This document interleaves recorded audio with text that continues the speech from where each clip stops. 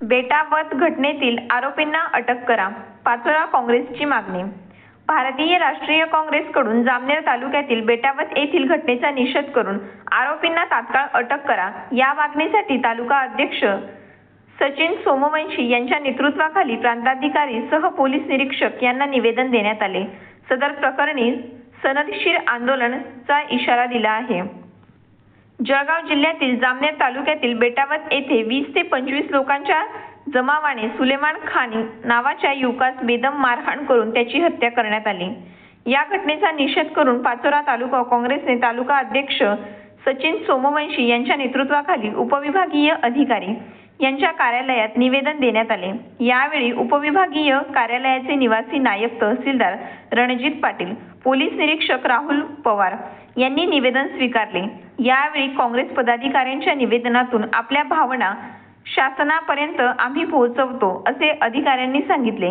निवेदन देताना सामाजिक कार्यकर्ते व काही राजकीय कार्यकर्ते देखील उपस्थित होते। यावेळी निवेदनावर Shaikh Ismail Shaikh Fakira, advocate Avinash Bhalerao, advocate Amjad Pathan, Irfan Maniyar, Sharif Shaikh, Shaikh Rasool Shaikh Usman, advocate Wasim Bagwan, Shravan Gaikwad, Shyam Wagh, Salman Khan, Ashok More, Anil Sawant, Sayyed Salim Maniyar, Mateen Bagwan, Farooq Pinjari, Ashok More, Pravin Bagul, Khandu Sonawane इत्यादींच्या स्वाक्षऱ्या आहेत। अधिक माहितीसाठी फोकस मराठी न्यूज चॅनलला लाईक करा, शेअर करा आणि सबस्क्राइब करा। संघर्ष करो, हम तुम्हारे साथ हैं। भारतीय राष्ट्रीय काँग्रेस राष्ट्रीय काँग्रेस पक्षाच्या राष्ट्रीय काँग्रेस पक्षाच्या भारतीय राष्ट्रीय काँग्रेस पक्षाच्या राहुल जी तुम संघर्ष करो, हम तुम्हारे साथ हैं। राहुल जी तुम संघर्ष करो, हम तुम्हारे साथ हैं। संघर्ष करो, हम तुम्हारे साथ हैं। खड़गे साहब तुम आगे बढ़ो, हम तुम्हारे साथ हैं।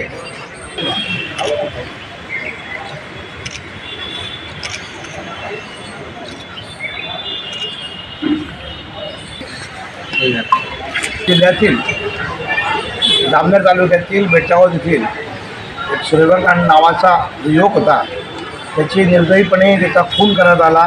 त्याच्या आधी हाल करण्यात आले आणि 15 ते 20 लोकांनी त्या मॉब लिंचिंगचा प्रकार करून त्याचा खून करून त्या घटनेला इतके दिवस झालेले आहेत। तर शासनाला आम्ही सांगतो की तात्काळ त्याची दखल घेऊन आरोपींना अटक करावी, म्हणून आज आम्ही पाचोरा पोलीस स्टेशनला निवेदन देण्यासाठी आलो होतो। या ठिकाणी प्रांत ऑफिसला निवेदन दिलेलं आहे। कायदा आणि सुव्यवस्था महाराष्ट्रामध्ये अबाधित राहायला पाहिजे। कायदा सुव्यवस्थाचे आज जो आहे तो म्हणजे ते प्रश्न ऐरणीवर पडलेला आहे।